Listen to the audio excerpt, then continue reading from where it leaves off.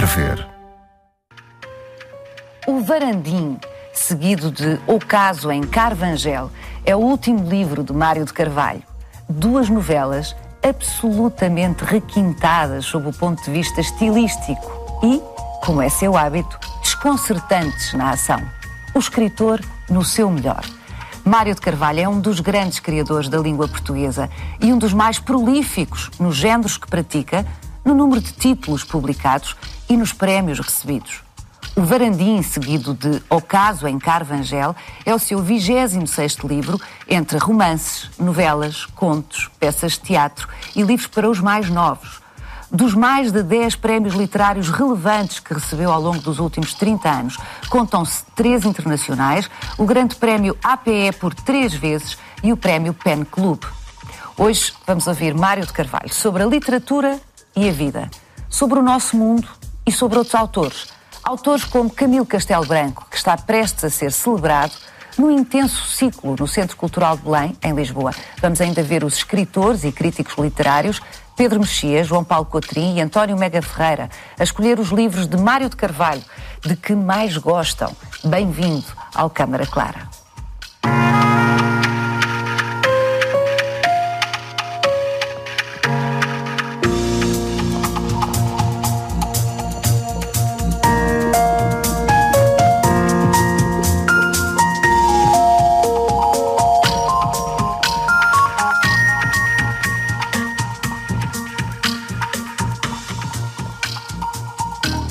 Coube a António Mega Ferreira a apresentação do último livro de Mário de Carvalho, O Varandim, seguido de O Caso em Carvangel. Vamos ver o que tem a dizer-nos sobre este livro.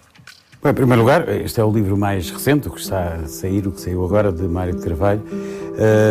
E é um livro muito interessante, porque, mais uma vez, há uma inflexão temática e de registro narrativo na obra de Mário de Carvalho. No final do ano passado, tinha saído um romance chamado Quando o Diabo Reza, que é uma espécie de vadiário, como ele próprio lhe chamou, e muito bem, que é uma espécie de um romance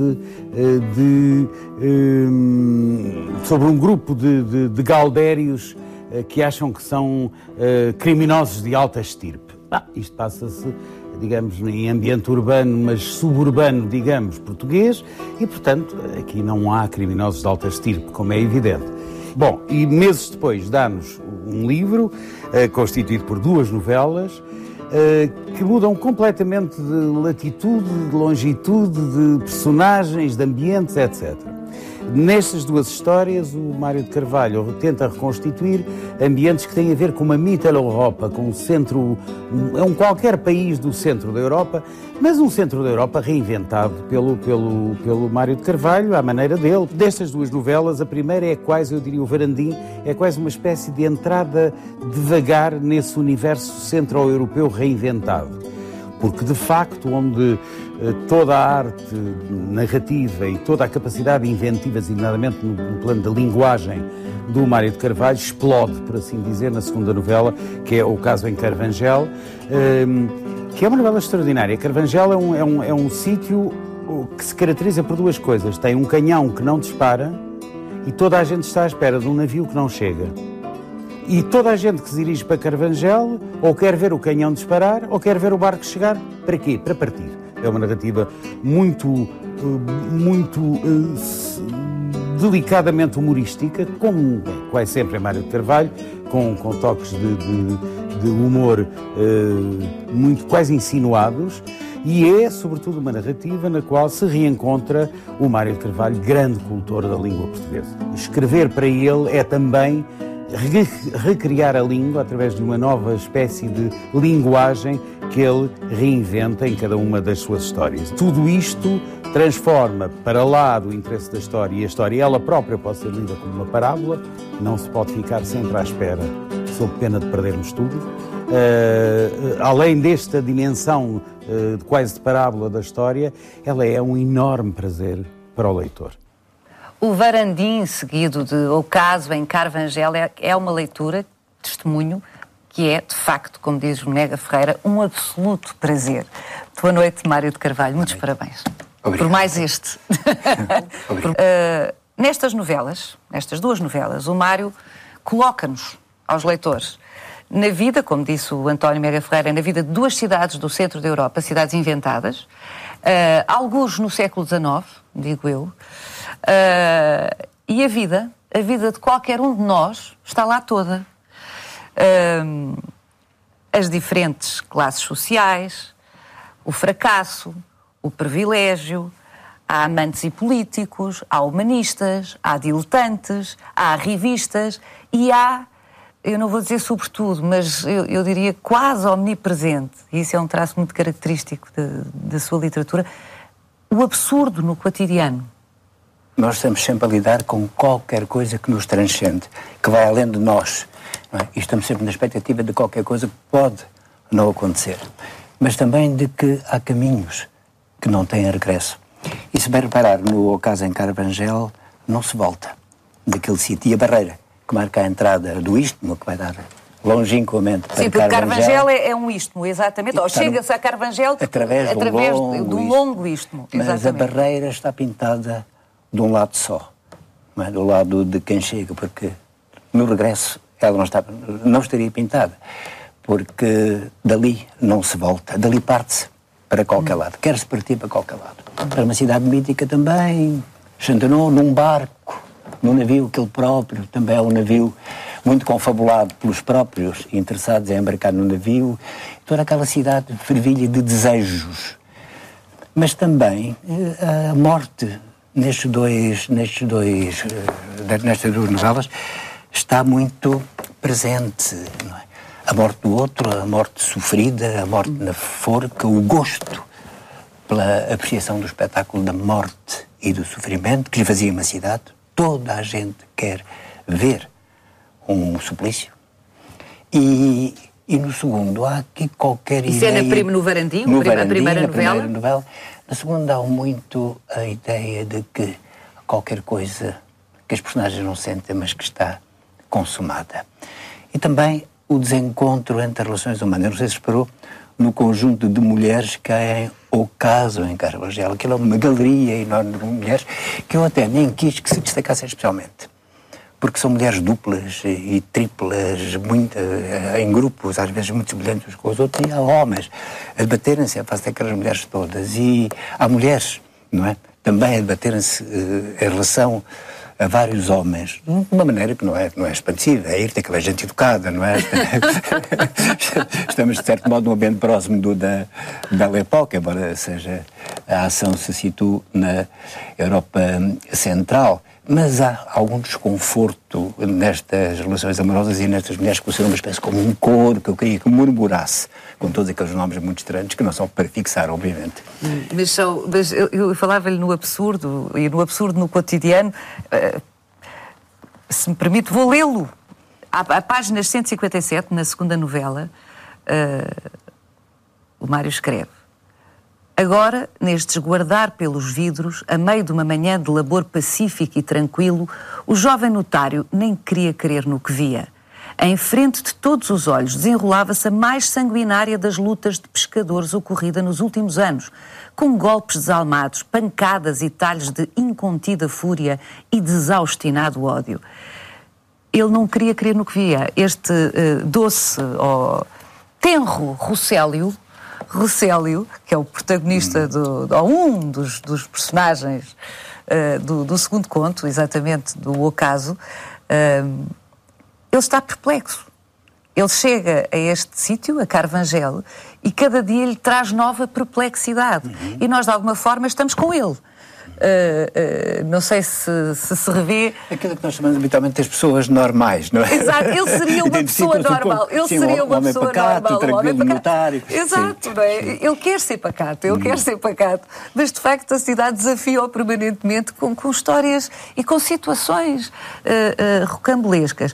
No primeiro conto, Zoltán, o doce velho aqui, o doce velhinho, através dos olhos de quem vemos exatamente a loucura a bater-se nas ruas, não é? E em ambos, anarquistas. Muito bem, mas fazem parte do tipo social do século XIX. Há sempre anarquistas, e muitas vezes nobres, Não é o caso. Exatamente. Quem ouvir a nossa conversa até agora e não tiver tomado atenção ao que disse, ou não conhecer bem os livros do Mário de Carvalho, poderia pensar que com a morte, como diz o fascínio pelo espetáculo da morte, a corrida para o espetáculo da morte, bombas a serem urdidas, não é? Que isto se trata de duas novelas negras, mas nós já vamos desenvolver isso. Eu não diria de todo que são negras. Como é que as classificaria? Eu penso que há aqui aspectos sombrios e que o aparecimento de cães selvagens num istmo escuro também é bastante inquietante.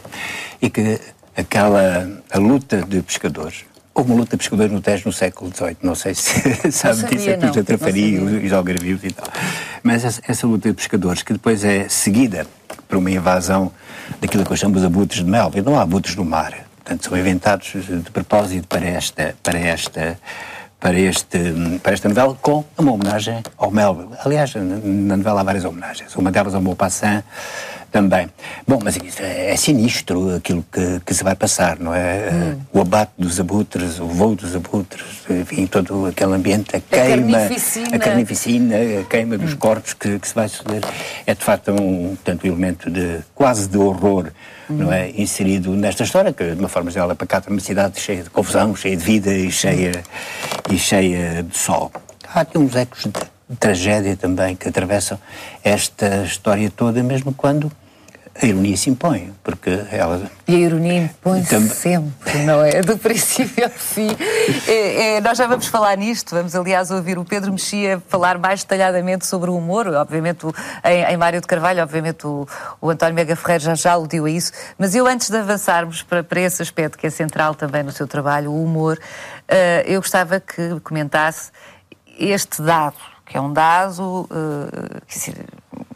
absolutamente evidente para quem olha para o conjunto dos seus livros, quer dizer, 26 títulos. O Mário de Carvalho salta com uma agilidade completamente desconcertante entre séculos, entre géneros, para começo de conversa, entre géneros literários, do fantástico para o histórico, do histórico para o tempo contemporâneo, para um registro quase doméstico. Portanto, faz umas alternâncias de géneros completamente desconcertantes pela agilidade com que o faz. Tempo, séculos, tanto está exatamente no século XIX, como na Lusitânia romana, como aqui e agora, e em espaços geográficos também, completamente. O que é que falo porque lhe apetece, porque lhe ocorre, porque um dia sonhou, porque se cruzou com qualquer coisa que o fez lembrar, porque lhe apetece voltar a um dos seus autores favoritos e homenageá-lo aqui ou ali? Como é que isso se produz? Eu acho que posso responder-lhe de várias maneiras, mas vou escolher uma delas. Bem, eu tenho várias vozes e eu penso que qualquer escritor, qualquer romancista tem várias vozes. Basta nós pormos várias personagens a falar, de pontos de vista diferentes, com linguagens diferentes, com percursos de vida inventadas, não é? Imaginadas, diferentes também, para nós nos desdobrarmos em várias vozes. O escritor, em princípio, desdobra-se, não é? Isto é um bocadinho esquizoide, mas acontece isso, esse desdobramento. Por outro lado, sou extremamente curioso. Estou extremamente curioso e gosto de percorrer várias épocas e espreitar, não é? E frequentar várias épocas e vários tempos. E depois ocorre-me sempre que os tempos estão muito próximos uns dos outros e os espaços, ao fim e ao cabo, estão muito próximos uns dos outros. Que a nossa Terra, ao fim e ao cabo, é muito apertada e que o nosso espaço de vida como civilização, como homens, não é? Desde o Homo sapiens, é de facto extremamente curto. Estamos todos praticamente encostados, não é? Uns aos outros. E depois ocorre-me sempre também um pouco deste sentido. Lembra-se daquele grande, espantoso conto do Jorge Luís Borges que se chama O Jardim dos Caminhos que se bifurcam. Mas vai... Há uma altura em que os tempos e os espaços todos se confundem no mesmo gigantesco labirinto.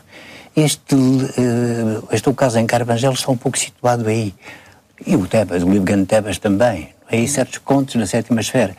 Nessa zona indeterminada em que tempos e espaços se cruzam e que tudo pode acontecer em qualquer lado, como eu digo alguns, na sétima esfera. Portanto, é aí que estes contos se implantam, no jardim dos caminhos que bifurcam, no cruzamento dos tempos e dos espaços. O que é um escritor? O que é um escritor? Bom, em português, eu digo isto porque eu penso que os anglo-saxónicos têm uma noção diferente do que é um escritor. Quem escreve para publicidade é um escritor, quem escreve para cinema é um escritor. Aqui em Portugal costumamos associar a expressão escritor aos praticantes das belas letras e aos ensaístas, não é? Quem escreve romance, conto, poesia, ensaio, é um escritor. E é isto, eu penso que é isto, exatamente isto. E adoto, digamos, esta qualificação tradicional. A questão não é uma questão que se põe muitas vezes. Eu recordo que há 20 e tal anos, na Associação Portuguesa de Escritores, se punha a questão de saber quem é que devia ser admitido, quem eram os escritores que deviam ser admitidos. E fez vencimento a tese de que quem quer que estivesse escrito uma plaquete, quem quer que tivesse escrito mesmo uma pequena coisa, a mais remota edição de autor, tinha direito a entrar na associação. Era escritor. Isso era uma posição ideológica, não é uma posição estética, não é? É uma questão democrática. É uma questão profissional, quase. Sim, não é? ok. Mas quem escreve livros, quem os publica, é um autor, é um escritor. E as questões de apreciação e as questões de qualidade, as questões estéticas, aqui não tem que se colocar. Mas aqui eu mantenho esta posição. Quem escreve, quem publica, é um escritor. E a partir daqui depois podemos continuar a conversar. Não é? Mas Era mesmo a partir daí que eu gostava que começasse. Então vamos... porque precisamente... Isto assente. Com este pressuposto, exatamente. Partindo daqui, então, Mário de Carvalho, é que há uma expressão sua que eu acho particularmente feliz, é que nunca, agora ajude-me a reconstituí-la, nunca, mas a ideia é que é importante, nunca houve tanta gente a ler e nunca houve uma comunidade literária tão pequena. Tanta gente a ler e a publicar, não é? E nunca houve uma comunidade literária tão pequena. É nesta acessão que eu faço a pergunta de o que é um escritor. Pois, essa situação a que se refere é de facto preocupante. Porque no tempo em que havia, sei lá, 30%, 40% de analfabetos em Portugal, a minha juventude não decorreu longe disso. Havia, muitas vezes, na primeira edição, daqueles livros de papel que a gente vê nos alfarrabistas, 6.000 exemplares. Portanto, havia, talvez, mais bons leitores do que há hoje. Um livro hoje, em média, tira, na primeira edição, 3.000 exemplares. Às vezes, hoje, até já se desceu para os 2.000. Bem, este acabado de sair tem um mês e pouco, o Varandim já vai na segunda edição, não é? Já vai para a segunda edição. E a primeira começou com 4.000 exemplares. Mas... portanto, havia antigamente aquilo que podemos chamar uma comunidade, em sentido amplo, uma comunidade de leitores, de gente que lia regularmente livros e que tinha uma capacidade de compreensão, de interpretação, de decifração grande.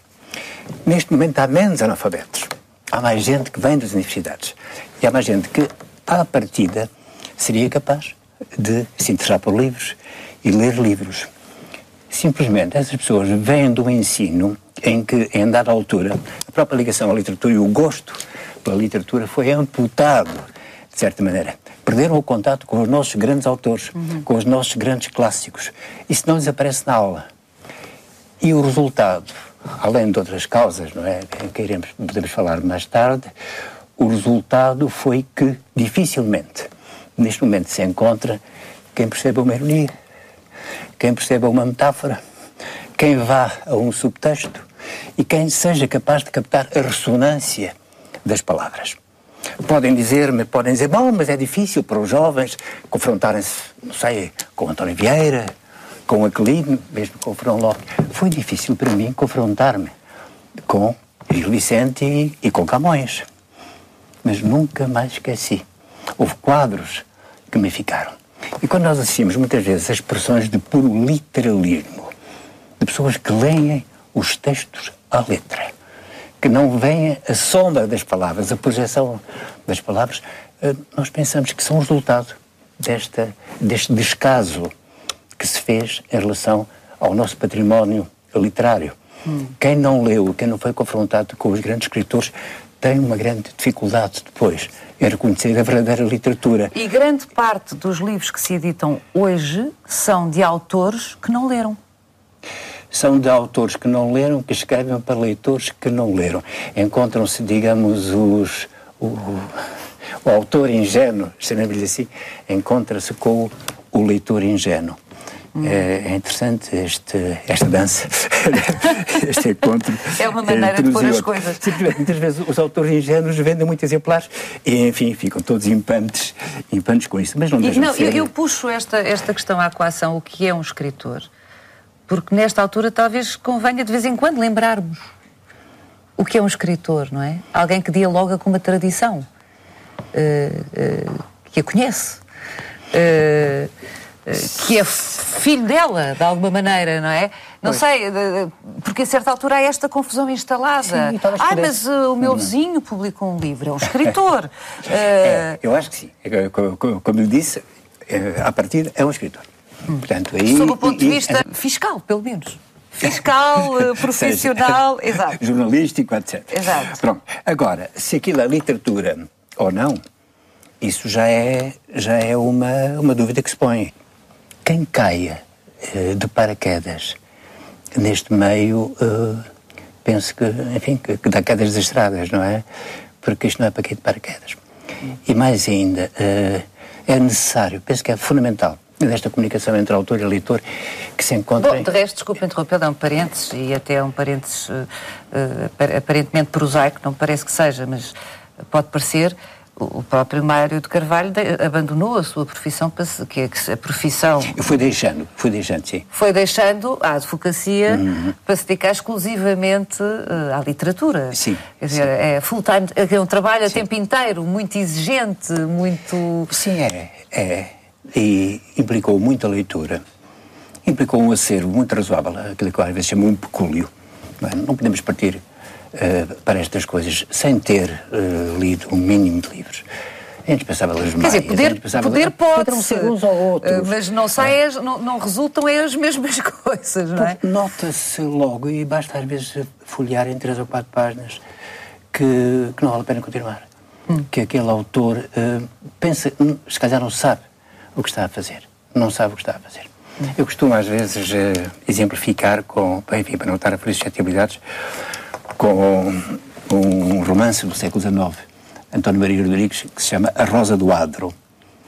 A Rosa do Adro foi o best-seller mais espantoso, que havia em todas as casas em Portugal durante praticamente um século. É uma história, enfim, sentimental e lamechas que passa no tempo das guerras liberais. Abre-se a primeira página da Rosa do Adro e apenas se encontram lugares comuns. Não há nada que não seja uma banalidade, já na altura que foi escrito, no século XIX. Daí o acolhimento, não é? Daí o acolhimento, sim, que conforto. Claro, que conforto. Estava ao nível... Toda a gente reconhecia o que ali estava a ser dito. Estava tudo ao nível das mentes mais impreparadas e mais ingênuas. Aquilo circulava, havia a Rosa do Adro em casa de ambas as minhas avós, não é? Tudo lá.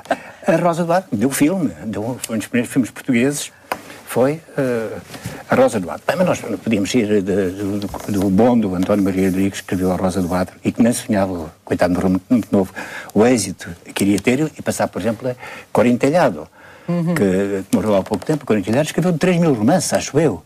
Um romance por semana. Era uma coisa completamente espantosa, sempre com o mesmo esquema. É bom não irmos pela quantidade de produção, porque não foram 3.000, mas o Camilo Castelo Branco, um dos seus autores favoritos, que vamos já falar hoje aqui, também teve uma produção espantosa, não é? Tinha que sobreviver, tinha que se alimentar, sim, não é? É? Vivia daquilo e com dificuldades. E com dificuldades. Mas o Camilo é um gênio, magnífico escritor. É outra coisa. É um magnífico escritor. E assim como nós às vezes, quer dizer, folheamos essas páginas desses livros, desses best-sellers, que às vezes são apresentados para aí, com uma grande arrogância, que de facto vendem muito e depois desaparecerão daqui a uns meses.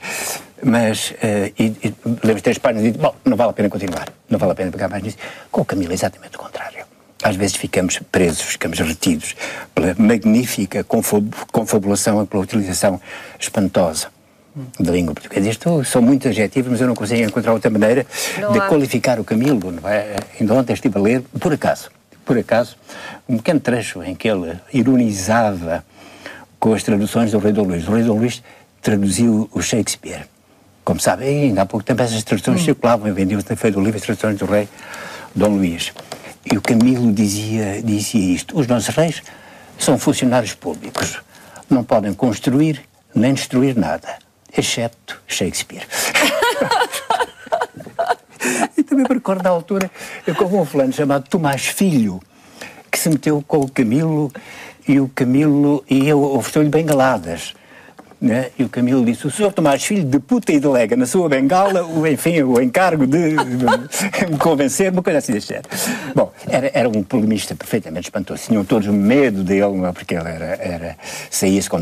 Aliás, estava a dizer, antes de começarmos esta conversa, porque o Mário de Carvalho não é daqueles que entende que ou o Camilo ou essa... Não, os dois, como é evidente, os dois, não pertence a clubes que excluem o outro, o Mário estava a dizer-me que precisamente alguns dos textos que mais gosta também do Eça de Queiroz têm a ver com polémicas. E com cartas trocadas e artigos da imprensa, polémicas, não é? É muitas vezes aí que se vê a verve. Mas, por falar em riso, Pedro Mexia, vamos continuar agora consigo outra vez, embora... Enfim, são todos parentes. Pedro Mexia, outro dos leitores atentos de Mário de Carvalho, escolhe do autor um romance de 2003, romance que também foi distinguido com 2 prémios literários de referência. A Fantasia para 2 Coronéis e uma Piscina é um farto candidato a ser o livro mais divertido do Mário de Carvalho, e este é um livro ao mesmo tempo muito irónico, muito sarcástico, mas muito zangado. Todas as mudanças grandes e pequenas, culturais e políticas, vão aparecendo ao longo do livro. Portanto, se discute a guerra colonial, visto que ambos os militares, ambos os coronéis participaram na guerra, e a Revolução, como se discute o aqui, os piercings e, enfim, uma série de grandes e pequenas mudanças sociológicas, através, nomeadamente, da geração dos filhos.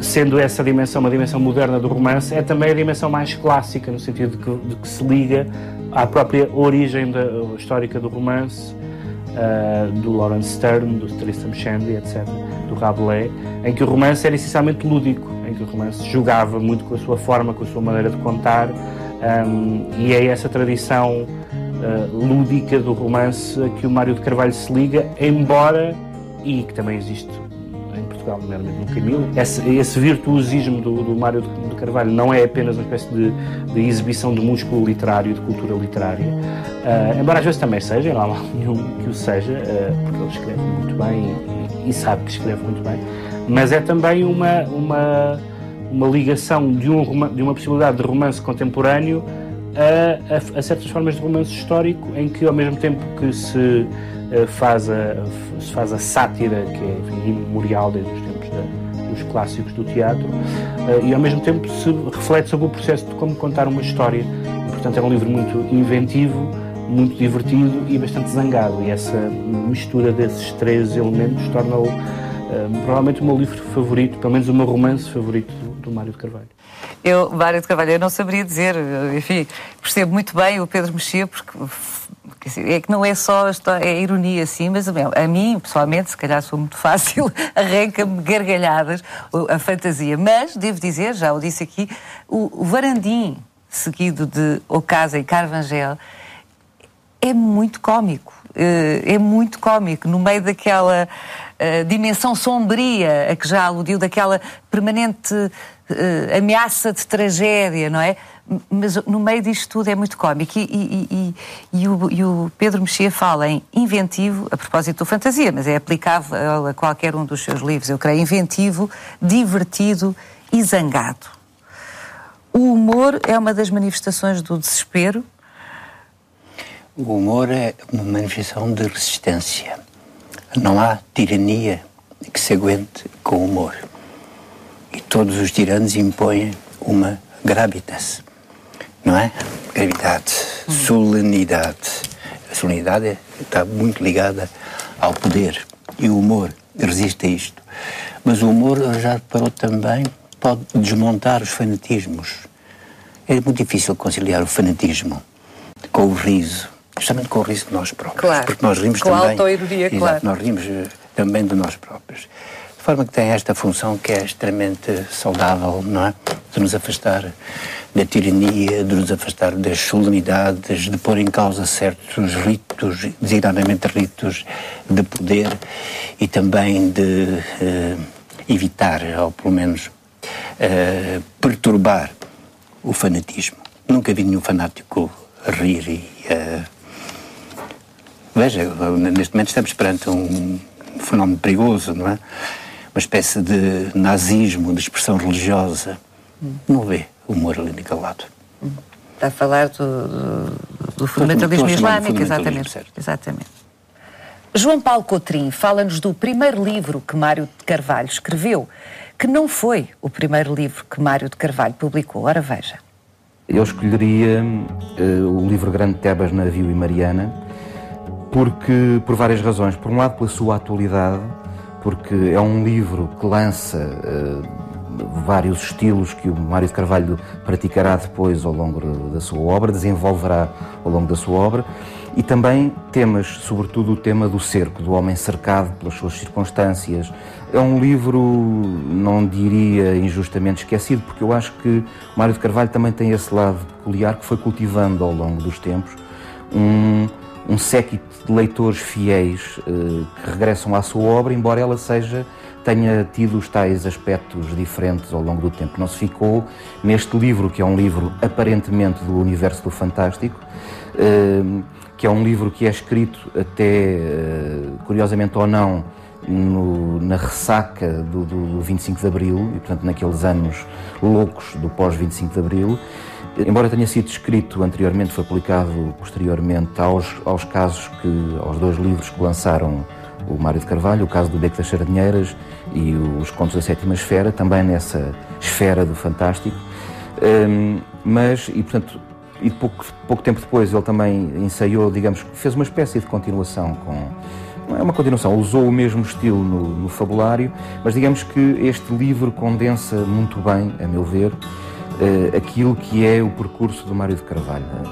Tem um outro aspecto que eu acho absolutamente extraordinário, que é uma das coisas que mais me interessa na obra do Mário de Carvalho, que é a melancolia irónica.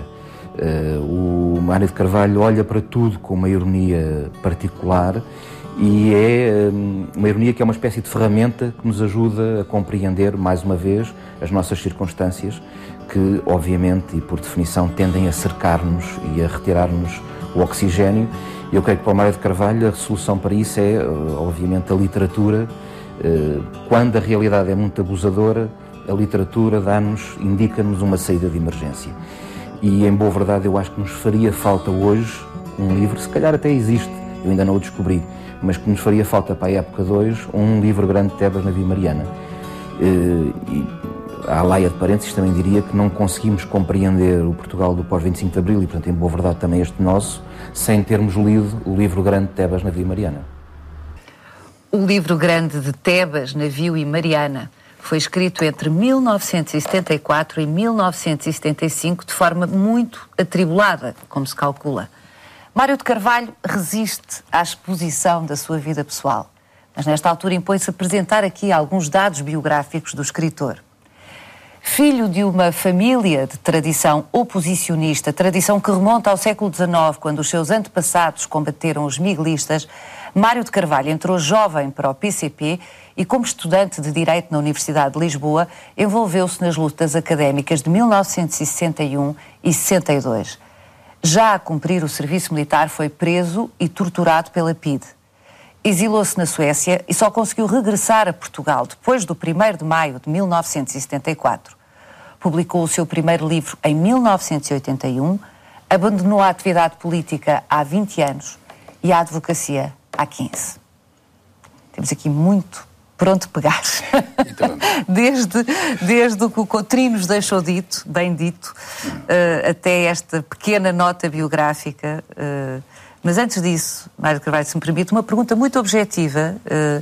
Porquê é que saiu da Caminho, ao fim de quase 3 décadas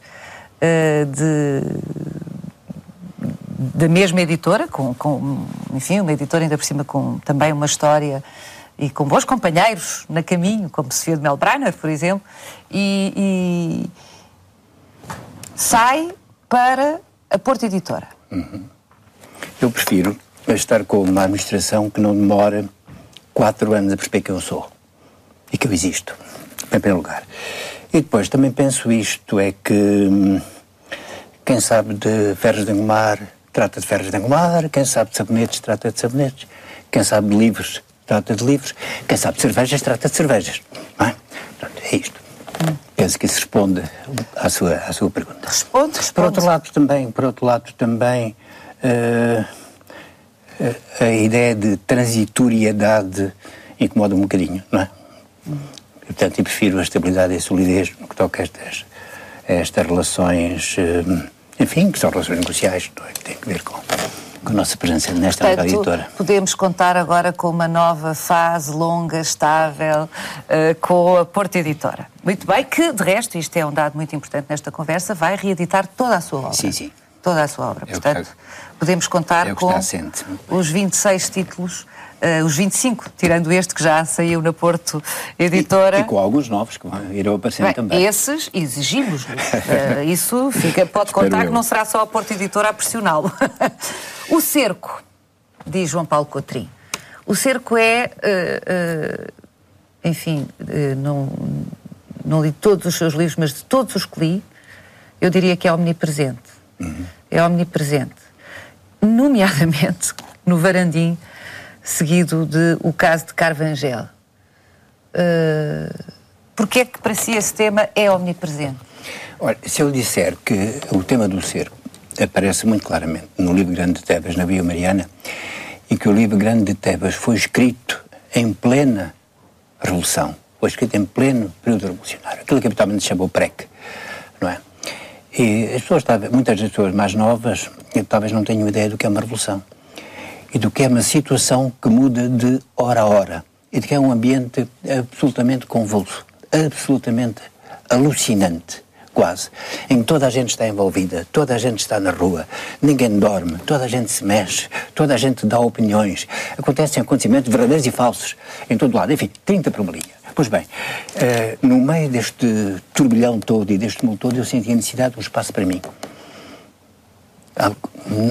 Que espaço que não fosse um espaço público. Espaço E o livro Grande de Tebas é, de certo modo, é construído nesse espaço. Um espaço que pode ser um interstício, um intervalo entre 2 reuniões, não é? Que pode ser 1 hora, enfim, que está em casa e que se tomam umas notas apressadas. Eu tenho manuscritos ainda do livro Grande de Tebas escritos no meio de reuniões.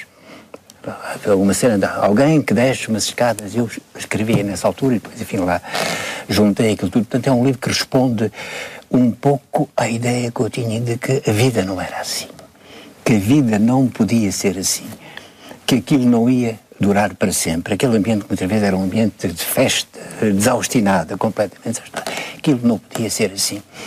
E de que, isso está expresso no livro Algures, não me recordo agora qual é exatamente a frase, mas de que em volta as bruxas dançavam, em volta de tudo isso, e que as feiticeiras procuravam-se para reinaugurar as suas cavernas.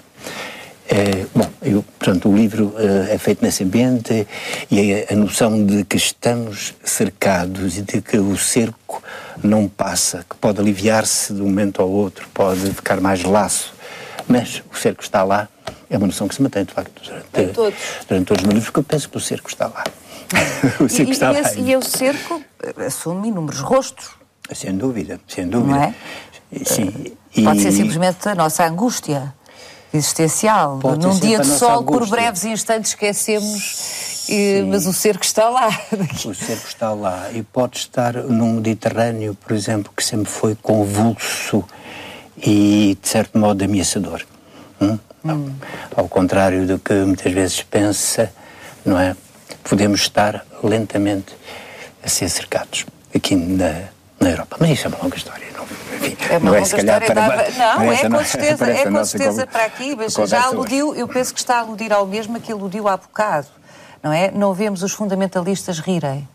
Sim. É isso que está a aludir também? Não vemos rirem, mas vemos-los matar representantes diplomáticos, e vemos-los na rua queimar bandeiras, e vemos-los a usar a violência e a procurar humilhar os outros, e vemos, pior, vemos-los a praticar atos de guerra. Ou seja, impedir a livre expressão de cidadãos de outros países. Eu sempre bati pela liberdade de expressão, eu e outros, e muitos outros. E para mim é perfeitamente afrontoso que alguém venha dizer que eu não posso pensar isto ou aquilo, que eu não posso escrever isto ou aquilo, que eu não posso ironizar com isto ou aquilo. Nunca teve problemas no PC? Com a sua liberdade de expressão? É um escritor que claramente não está ao serviço de nenhum programa. Olha, é um escritor, portanto, na acessão a que já aludiu há pouco, não é? Sabe que eu sempre tive, talvez por inépcia, eu sempre tive o hábito de dizer o que pensava. Eu sempre disse o que pensava. E no PC sempre disse o que pensei. E, aliás, penso que há, em termos éticos, um dever que não pode ser incumprido de ligação à verdade. Não é? Porque com mentiras não se faz uma revolução. Não é? E também com a opressão e humilhação do outro não se faz uma revolução. Não é por isso que nós... Não foi por isso que nós nos batemos. Não é? Nós batemos pela liberdade. No fundo, e por uma sociedade melhor, não por uma sociedade pior. As minhas ideias podiam ser muitas vezes as minhas concepções naquela altura podiam ser muitas vezes, enfim, aceitos como uma bizarria, não é? Com algum excesso e tal, mas toda a gente percebia que eram sinceras e que eram minhas, e também não havia, no tempo, enfim, em que lá estive, pelo menos antes, não havia o hábito de calar as bocas. Não é? As pessoas eram sempre ouvidas e não eram discriminadas por aquilo que Pelo menos não teve essa experiência. Não tive essa experiência, e depois, enfim, a minha saída deu-se lá para os anos 90, na sequência daqueles acontecimentos que são conhecidos, mas... Está a falar de quê? Da queda do muro? Estou a falar da queda do muro e na forma como o PC regiu esses acontecimentos, e no facto de nunca ter muito clara e firmemente denunciado o stalinismo. Penso que há alguma coisa que falta de fazer. O stalinismo tem que ser dissecado, e o PC tem que se confrontar com esse fantasma e enfrentá-lo mesmo.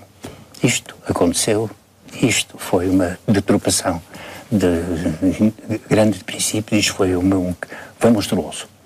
E é preciso que isto se diga e que isto se assuma e que isto seja muito claro, para que não haja qualquer suspeita de reserva mental.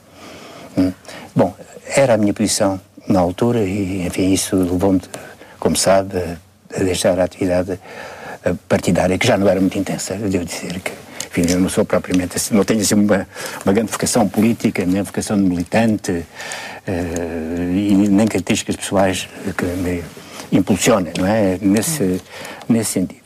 Mas a minha saída teve muito a ver com isto. O que é que vai acontecer em Portugal? Há aquela frase engraçada, que acho que é do Garcia Marques, que diz: tem a saúde de ferro dos que estão sempre adoentados. Será que nós temos a saúde de ferro dos que estão sempre adoentados e vamos arrastando de crise em crise, de maleita em maleita? Ou será que vamos explodir, como alguns dos seus anarquistas aqui fizeram? Não digam que novela. Antigamente isso, é preciso muita saúde para aguentar tanta doença, não é? Exatamente. Há um provérbio que diz isso. Não, quer dizer, há quem tenha feito o possível por tornar este país inabitável. Há um amigo meu que chama aquilo que os jornalistas controlam à vontade, isto é, sem a menor distância crítica. Chama o arco da governação, não é? Um amigo meu chama, enfim, com alguma injustiça, o arco da buscambilha, não é? Da buscambilha. Não é? É claro que é preciso dizer que há pessoas de direita que são encantadoras, que as pessoas que votam nestes partidos, enfim, nem todas estão metidas entre traquibernes e em moscambilha, mas neste arco e ao nível do poder há pessoas que têm negócios e há pessoas que têm negociatas. Para mim é um bocado difícil conceber governantes numa democracia que não sejam homens livres. E o homem que está ligado a negócios não é um homem livre. É um homem que tem dependências e pode até ser um valete de interesses instalados. E é esta gente que nós queremos que nos governe. Fulanos ligados a bancos, algures na Alemanha, por exemplo. Fulanos ligados a instituições do capitalismo filibusteiro internacional. É esta gente ligada a interesses, gente que tem negócios, que compra e vende, que trafica em favores. Queremos esta gente no governo. Obviamente não são todos assim, imediatamente quando se fala neste governo, não penso logo em 3 ou 4. Não é que não são aquilo, pelo menos eu sei que não são aquilo, mas não saem eles chamuscados da mistura com esta gente de olho esquivo, de olhar esquivo, ou com aquele ar solene e pomposo do Dr. António Borges. Parece um chefe de contínuos, não é? E não tem a noção, portanto, da figura que está a fazer. Mas as pessoas estão sujeitas a isto. Nós temos que estar sujeitos a este tipo de pessoas. Já agora, deixe-me dizer, eu não conheço negócios ao Dr. Louçã. Não o vejo envolvido em negócio, muito menos em negociatas. Não conheço negócios ao Sr. Jerónimo de Sousa. Tem as suas próprias agendas e, como nós sabemos, e o próprio Mário de Carvalho está sempre a dizer... Mas que não são agendas de preenchimento pessoal, nem de enriquecimento, exatamente, nem de chamada... Mas muitas vezes as agendas conduzem a que as pessoas tenham que adotar determinadas posições para alcançar determinados fins, mas ao serviço de princípios e não ao serviço de interesses, não é? E na atuação política e não na traficância. Há uma grande diferença entre uma coisa e outra. Na própria Roma Antiga, não há nada mais corrupto do que a Roma Imperial. Os senadores eram impedidos de ter negócios.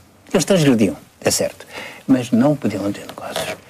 Porque entendia-se que o interesse comum, o interesse da pátria, eram os pais da pátria, não podiam estar ligados a negócios que implicassem o vil do tal. Mas nós, com todo à vontade, depois dizem que é a sociedade civil a transparecer no governo. Há pessoas que estão ligadas a interesses, os mais diversos. Depois saem do governo e entram para empresas, e saem de empresas e entram para o governo. Mas que dança de cadeiras é esta? Que giga-joga é esta? No fundo, que gente é esta que tem estado a governar-nos e que temos lá posto? E que está lá, até certo ponto, legitimamente. Pois eu penso que a legitimidade se quebra em dada altura, estabelece uma ruptura. E com o governo que temos agora, que está agora em funções, essa legitimidade quebrou-se. Não é? Houve qualquer coisa que estalou, que foi demais. E passaram as marcas. A pergunta que eu lhe faço é exatamente o que é que acha que vai acontecer. É um homem com uma imaginação prodigiosa, com um grande conhecimento da história, que elude sistematicamente, e já o fiz aqui nesta conversa, a importância da memória para compreendermos o que se passa e, sobretudo, para podermos eventualmente antever o que vai passar-se. E eu pergunto-lhe, vamos explodir na linha daquilo que alguns dos seus anarquistas fizeram aqui no Varandim e no ocaso em Carvangel, ou vamos arrastar-nos? Paulo, eu não sei, eu não sou um profeta. O que é que me parece? Eu não sei, eu até sei muito pouco e todas as manhãs acordo esmagado pela minha tremenda ignorância. Mas não sei. Só que há sinais de ameaça muito fortes. E Portugal tem quase 900 anos, mas olha que não é eterno. Ainda não podemos convencer de que isto seja eterno e de que a nossa independência esteja assegurada. Bem, para já ela está bastante limitada, como nós estamos a funcionar, ninguém diz isto, mas enfim, neste momento quase como um protetorado, não é? E vamos ver o que é que o futuro nos reserva. Não estamos, neste momento, a ser governados pelas pessoas nem pelos partidos que sejam capazes de tirar Portugal deste atoleiro em que foi metido. Atenção que não se trata apenas do fator externo. Há anos e anos e anos de governação que têm conduzido a esta quase inabitabilidade de Portugal. Não se esqueça que há muitos anos... Inabitabilidade, no sentido de inabitável, sim, não é? Há muitos anos eu ouvi alguém dizer, e tem responsabilidades fortes neste momento, por várias vezes, isso está registado em qualquer lado, nada de miserabilismos. Por mais que uma vez, nada de miserabilismos. este impulso de novo riquismo, este impulso da ostentação, que ainda continua. Por acaso, nós podemos conversar largamente sobre isso, mas não temos tempo, se calhar. Mas há coisas em Portugal que são engraçadas, que são positivas e então são apreciadas lá fora. Por exemplo, os nossos primeiros ministros vivem nas suas casas e não no palácio. Os nossos presidentes da República não vivem nos palácios. Eu recordo que lá fora as pessoas apreciam isso, que é um fator de, enfim, de bom gosto, de simplicidade. Mas há à volta destas pessoas gente que se compraz a exibir os seus carros de luxo. Porquê que as pessoas usam carros de luxo? Porquê que exibem carros de gama alta? Porquê que mandam fazer aqueles fatinhos nos sítios mais? Porquê que fazem isso? Querem exibir-se? É um pouco a competição com o vizinho, que está para lá de sebe. Eu tenho um carro melhor que o teu. Carvalho, para quem é um escritor com tanto mundo e que nos dá tanto mundo através da sua literatura, espanta-me a sua surpresa. Faz parte, mas eu não é? estou surpreendido, eu estou indignado. É que lê-lo é assistir ao desfile, volto a dizer, desde a antiguidade romana até aos dias de hoje, passando pelo século XIX, enfim, por todos os tempos e de todos os modos, é assistir ao desfile, se calhar inevitável, das vaidades desta nossa espécie, não é?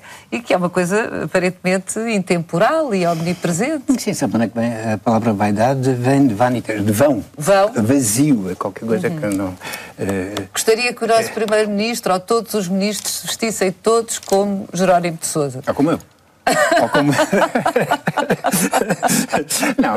Não, eu não digo isso, mas eu digo muito claramente, a dignidade não está no automóvel. A dignidade não está no automóvel. Nos países nórdicos, civilizados, que nós consideramos... Onde viveu, sim, na Suécia? Um pouco tempo, 2 meses e meio e tal, mas ainda assim deu para apreciar algumas coisas. Mas os estadistas muitas vezes vão de bicicleta para os seus gabinetes. As pessoas não têm esta vontade, os reis andam pela rua, as pessoas não têm esta necessidade de ostentar, de mostrar a joia, de fazer guisalhadas à volta de si. São um sinal de civilização. Camilo Castelo Branco, um dos autores da predileção de Mário de Carvalho, está prestes a ser intensamente celebrado no CCB em Lisboa. Vejamos o que nos diz Filipe Leal sobre esta semana de opíparas ofertas camilianas. Se por virtude da metempsicose eu reaparecer na sociedade do século XXI, talvez me regozije de ver outra vez as lágrimas em moda nos braços da retórica, escrevia Camilo Castelo Branco em 1879, no prefácio da 5ª edição de Amor de Perdição. Chegados ao século XXI e nos 150 anos da publicação desta obra maior do romantismo português, Camilo reaparece no CCB na companhia de Júlio Pomar, numa exposição de desenhos, António Lopes Ribeiro, Manuel de Oliveira ou Mário Barroso, cujos filmes vão ser exibidos, Pedro Brunhosa sobre as canções de amor ou Maria Ana Bobon para uma sessão de fados de perdição. Mas professores e alunos também estão convidados para este ciclo que reflete sobre as paixões juvenis. A nossa ideia foi convidar o professor Daniel Sampaio para nos ajudar a explorar uma aproximação às paixões juvenis de hoje, ou seja, permitir um confronto entre o que se passa hoje no envolvimento sentimental dos jovens e o que se passou com aqueles 2 jovens cuja história nos é contada no Amor de Perdição. Uma comemoração deste tipo faria sentido se chamasse a atenção do grande público, muito em especial dos alunos do ensino secundário, e, portanto, contribuísse para levar às escolas o contacto com os grandes nomes da nossa literatura e com as grandes obras literárias do património cultural português. O Amor de Perdição é um desses casos, é mesmo talvez a obra mais importante do nosso romantismo e portanto, justificava-se plenamente. Dizem que o Amor de Perdição fez chorar. Mal foi isso. Mas agora, como indemnização, faz rir. Tornou-se cômico pela seriedade antiga. As palavras são do próprio Camilo, que viveu um amor de perdição. Queríamos também que outros aspectos da obra do Camilo Castelo Branco e da vida fossem revisitados de uma maneira mais inédita. E por isso convidámos o Dr. Labrinho Lúcio para nos falar sobre o processo de adultério de Camilo Castelo Branco e Ana Plácido, e convidámos o Dr. Pacheco Pereira e o Dr. Carvalho da Silva para encerrarem o ciclo com uma conversa sobre Camilo Castelo Branco e a sua maneira de verem um dos grandes autores da nossa literatura. O ciclo CCB no CCB, coprodução com a Casa de Camilo de São Miguel de Seide, o Plano Nacional de Leitura, o Teatro São Carlos ou o Centro Nacional de Cultura, inclui ainda uma visita a Lisboa e ao Porto de Camilo e uma conferência de Duarte Ivo Cruz sobre as adaptações e versões de Amor de Perdição no teatro, na ópera ou no bailado. Mário de Carvalho costuma dizer que não reconhece filiação à sua literatura, mas, e já ouvimos aqui nesta conversa, autores e livros de que gosta muito, tem muitos e variam. Sim. Como é suposto, não é? Sim, e variam muito, e eu daria uma resposta diferente conforme os dias. Mas olha... Camilo já falámos e já se percebeu o apreço. Bom, então, talvez começando por aqui, há 2 livros a que eu regresso com alguma regularidade. Os Maias. Eu gostava de ler os Maias todos os anos, não tenho conseguido, mas faço o possível por ler os Maias todos os anos, tomar umas notas, descubro sempre coisas novas e diferentes. É um grande romance do século XIX, por um dos grandes autores de sempre. Não tenho dúvidas que essa está... Não é um grande romance português, é um grande romance do século XIX. Isso é um dado importante. Porque penso que essa está, enfim, no plano do Maupassant, no plano de Flaubert e do grande russo. Um outro livro que recordo de vez em... Enfim, releio de vez em quando, como tu gostas, é cada vez mais devagar, porque agora é este recurso de irmos à net ver as caras e ver os sítios e esclarecer um ponto ao outro, ver uma batalha, é Guerra e Paz. Digamos, é uma espécie de romance, de romances que se volta de vez em quando.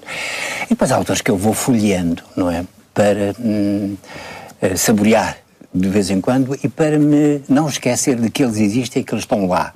E estão lá à espera, não é? E estão lá a falar. Um deles é o Camilo, de vez em quando, não é? Abro umas páginas do Camilo e delicio-me a ver. Com alguma inveja. Já falou aqui de Jorge Luís Borges, que é outro dos seus autores diletos, de Melville. Gostei de saber que gostava bastante de Huckleberry Finn, de Mark Twain. Sim. É um belo livro, de facto. É um espantoso livro, muito amargo. Debaixo, enfim, daquela... Coisa quase pueril, não é? Sim. A criança que faz maldades. A criança vagabunda, traquiniça, que se acha graça, já com, digamos, com o sentido de adulto para certas coisas, porque é o menino da rua, não é? No fundo, o Huckleberry Finn. Depois há situações... Um duelo, recordo-me. Eu li o livro há muitos anos e isso ficou marcado. Um duelo em que um homem mata friamente um outro, portanto, numa rua. E há crueldade também, não é?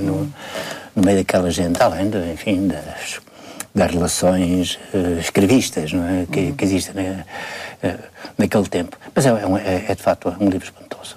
O Dom Quixote, evidentemente. E o Dom Quixote, que deve ser é um dos livros fundadores, é um daqueles livros que é difícil. Eu penso que alguém que queira escrever, ser escritor, não tem que ser necessariamente a Guerra e Paz, não tem que ser o Dom, mas há de ser alguma coisa destas.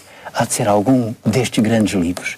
As pessoas têm que ter uma espécie de fundo, não é? Uma espécie de pecúlio, uma enciclopédia, com o qual partem para as coisas, com o qual partem para a literatura, têm que se confrontar.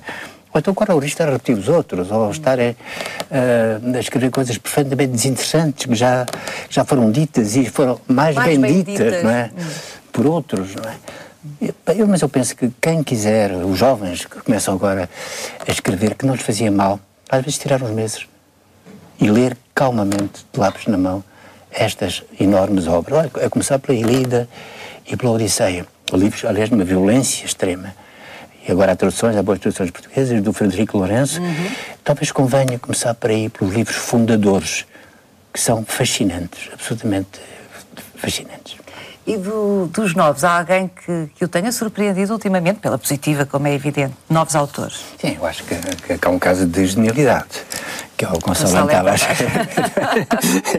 Calculei que fosse o Gonçalo, aquele que o Mário ia falar. Às vezes, quando se discute sobre jovens autores, alguém me disse uma vez, não, esse não vale, Porque isso é genial. É um caso de gênio, portanto, não conta. Mas há a Dulce Maria Cardoso e o Rui Cardoso Martins, não é? Que parece-me que são autores, do meu ponto de vista, ainda são jovens. Não é? Com a minha proveta idade eu posso e a minha veterania eu posso considerá-los jovens, que me parecem são autores de muito boa qualidade e em que se notam presentes as leituras, isto é, no tecido destes autores nota-se que há muita leitura e no caso de Tavares já, enfim, há muita reflexão também.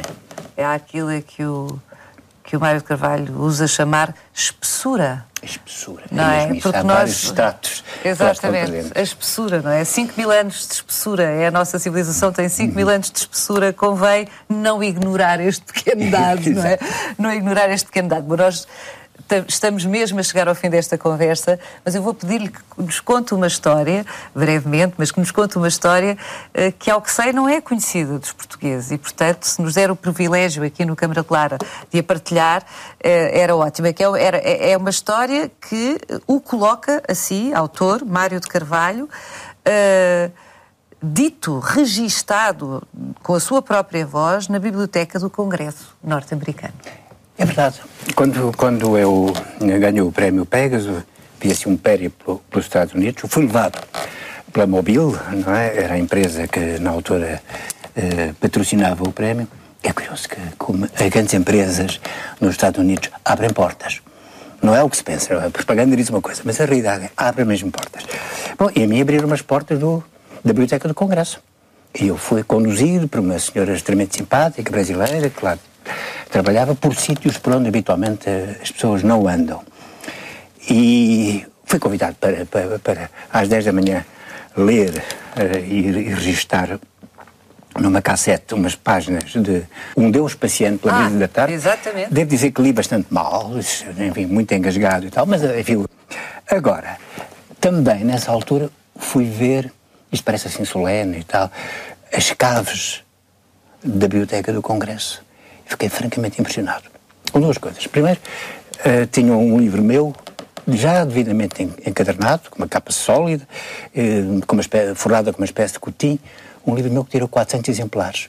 Uma edição para amigos, chamada Contos Soltos, que não se encontra em Portugal. Estava na Biblioteca do Congresso. Portanto, isso é mais assustador. É assustador, é inquietante. Mas os jovens autores podem ficar tranquilos que as suas obras estão lá. Porque... Mesmo em edições de autor. Mesmo em edições de autor, em pequenas edições. E também foi quase assustador. Uma outra coisa, as vagonetes a chegar em calhas, naqueles subterrâneos, carregadas de livros de toda a parte do mundo. São diariamente comprados e afluem àquela casa milhares e milhares e milhares de livros, de todo o lado. E ver chegar aquelas vagonetes, como se estivesse uma mina. Mas não é metal precioso, são outras preciosidades que lá estão. São livros. E provavelmente, mesmo os livros mais obscuros estão ali e vão estar à disposição para ser consultados, não sei exatamente por quem. Mas é espantoso isto. Eu fiquei francamente impressionado com isto. Bem, como o Mário de Carvalho sabe melhor que eu, porque é mais crescido e porque é um grande escritor, a vida é espantosa, não é? Quem lhe diria a si, ou a qualquer um de nós, nos anos 70, que nos anos 90 seria convidado, foi em 97, se não estou em erro, não é? Que foi 97. Lá, seria convidado para visitar as caves. As caves do Congresso, da Biblioteca do Congresso norte-americano. A vida é espantosa. Supera a ficção. Podia escrever um livro sobre isso um dia, não é? Podia. Se quisesse fazer um best-seller, não é? Não as caves do Vaticano, mas as caves do Congresso. Da Biblioteca do Congresso. Mário de Carvalho, foi um prazer enorme conversar consigo. Muito obrigada por ter vindo. Também. Mesmo a terminar, recordo de que no sítio do Câmara Clara pode rever este e outros programas no dia e à hora que mais lhe convierem. No mesmo sítio encontra mais sugestões de livros, discos, espetáculos, exposições, filmes, conferências, concertos. Amanhã Luís Caetano regressa com o diário Câmara Clara aqui na RTP2 às 22h30. Deixo-o com Jorge Palma. Jorge Palma vai estar no Teatro Tivoli no próximo dia 25 com um concerto que, como sempre, promete melhor.